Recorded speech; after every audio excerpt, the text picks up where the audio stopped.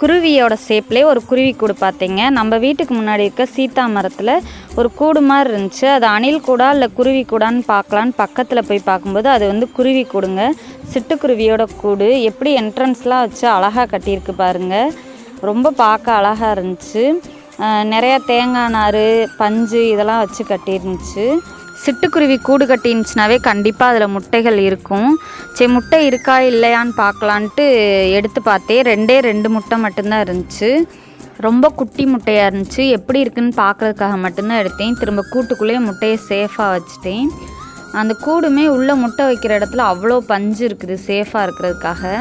இந்த சிட்டுக்குருவி இனம் வந்து முன்னாடி மாதிரி அதிகமாக இல்லை, இப்போ குறைஞ்சிக்கிட்டே வருது. அதுக்கு காரணம் வந்து நம்ம விவசாயத்தில் சிறுதானியத்தை குறைச்சிட்டோம். அதே மாதிரி மருந்துகளை அதிகமாக பயன்படுத்துகிறனால தான்.